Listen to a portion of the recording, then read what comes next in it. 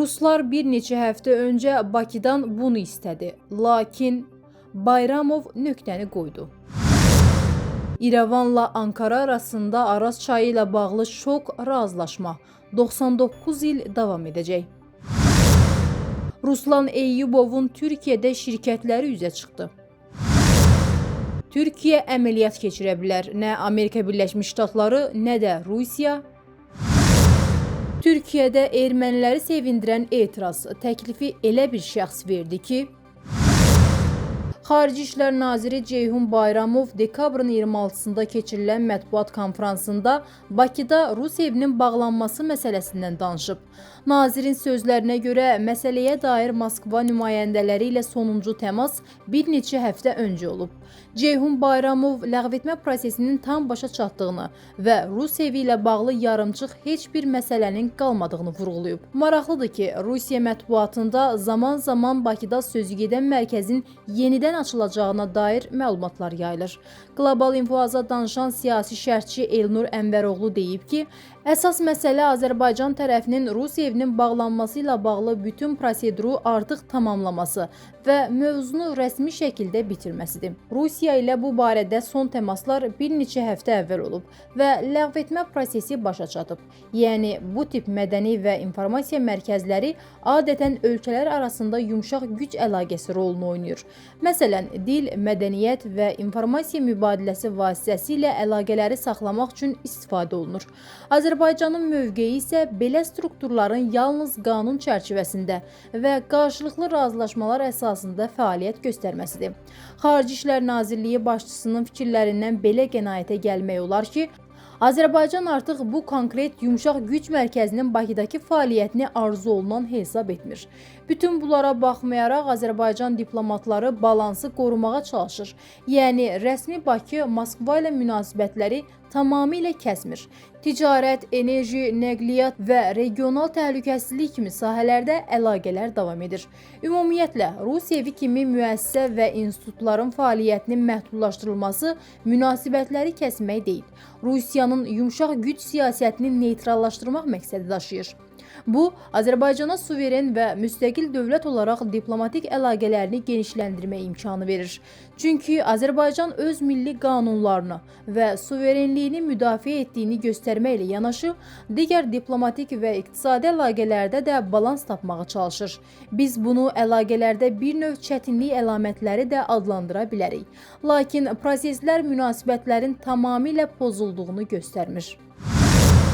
Ermənistanın baş naziri Nikol Paşinyanın qərarı ilə Araz çayında su ehtiyatlarını idarə etmək hüququ 99 il müddətinə Türkiyəyə verilib. Bu barədə Evrensel Net məlumat yayıb. Nəşr yazır ki, iki ölkə arasında münasibətlərin normallaşması prosesinin tərkib hissəsi hesab edilən razılaşmada Türkiyənin çayda bir sıra su elektrik stansiyaları və bəndlər tikməsinə icazə verilməsi nəzərdə tutulur. Məlumata görə İrəvanın regionda sabitliyin təmin edilməsi üçün vacib gördüyü razılaşma beynəlxalq siyasi arenada Türkiyə prezidenti Rəcəb Tayyib Ərdoğanın diplomatik qələbəsi kimi dəyərləndirilir. Həmçinin Ermənistanın Ankaraya jesti olaraq Ağrı dağının simvolunun bütün məntəqələrdən çıxarıldığı bildirilir. Bəylər Eyyubovun bu günlərdə həbs olunan qardaşı oğlu Ruslan Eyyubovun Türkiyədə bir neçə şirkətə sahib olduğu bildirilir. Bu barədə məlumatı Almaniyada yaşayan araşdırmacı jurnalist Cavanşir Həsənli özünün sosial media hesabında paylaşıb.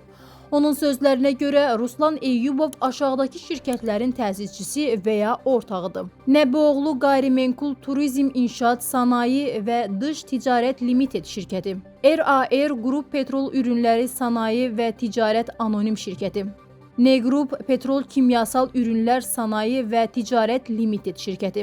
Qeyd edək ki, iş adamı olan Ruslan Eyyubov 5 milyon manatlıq siqaret qaçaqmalçılığı ilə bağlı aparılan istintaq çərçivəsində dekabrın 23-də saxlanılıb.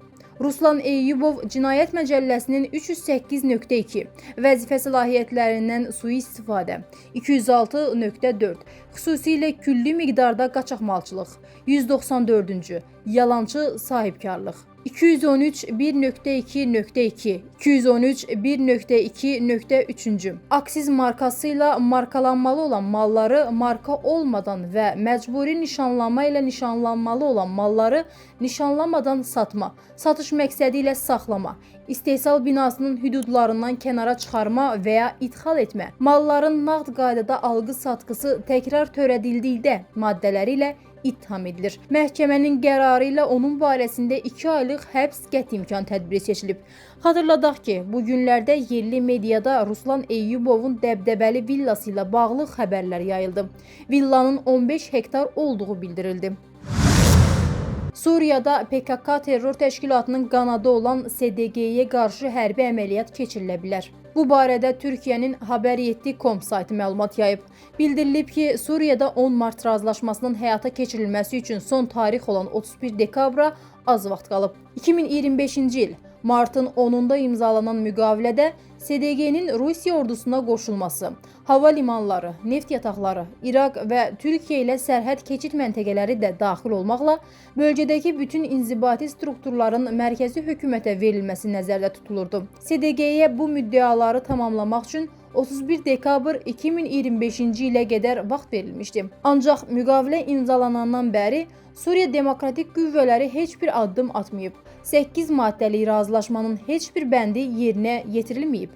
Qeyd olunub ki, Türkiyə Suriya Demokratik Qüvvələrinə qarşı hərbi əməliyyat olacağı təqdirdə Suriya hökumətinə dəstəyə hər an hazırdır. Fəratın şərqində həyata keçirilməsi planlaşdırılan əməliyyatda Dəməşq administrasiyası istəsə, Türkiyə də dəstək verəcək. Hətta Türkiyə Milli Müdafiə Naziri də bunu bir neçə dəfə bəyan edib. O bildirib, Türkiyə 2016-cı ildə Suriyada bir neçə dəfə əməliyyat keçirərkən Amerika Birləşmiş Ştatları da, Rusiya da bölgədə idi. Biz heç kimdən icazə almadan lazım olanı etdik və bitirdik. Gələcəkdə ehtiyac yaranarsa heç kimdən icazə almadan lazım olanı edəcəyik. Türkiyənin Xalqların Bərabərliyi və Demokratiya Partiyasından olan deputat Ömər Öcalanın parlamentdəki son çıxışı bu ölkənin erməni əhalisi və Ermənistan ictimaiyyətində maraqla qarşılanıb. Deputat Haliliyə bölgəsində yerləşən erməni kilsəsinin təmiri və yenidən istifadəyə verilməsi üçün çağırış edib. Öcalan kilsənin Osmanlı dövründən qalma nadir tarixi nümunələrdən olduğunu bildirib. Deputat ölkənin Mədəniyyət və Turizm Nazirinə kilsənin bərpası üçün çağırış edib, bu məsələyə diqqətsiz yanaşıldığını, lakin nazirliyin cavabdehlik daşıdığını bildirib. Həmçinin dövlət büdcəsindən bu istiqamətdə vəsait ayrılmalı olduğunu deyib. Deputatın çağırışı xüsusilə Ermənistanda diqqət çəkib və təqdir edilib.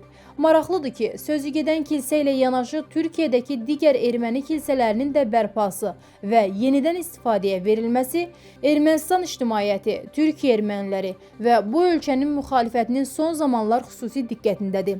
Son olaraq təklifin məhz qalmaqallı müxalif deputat Ömər Öcalan tərəfindən səsləndirilməsi isə ayrıca maraq doğurur. Belə ki, Ömər Öcalan Türkiyənin 40 ildən çoxdur mübarizə apardığı PKK terror qruplaşmasının qurucu lideri, 20 ildir həbsdə olan Abdullah Öcalanın qardaşı oğludur.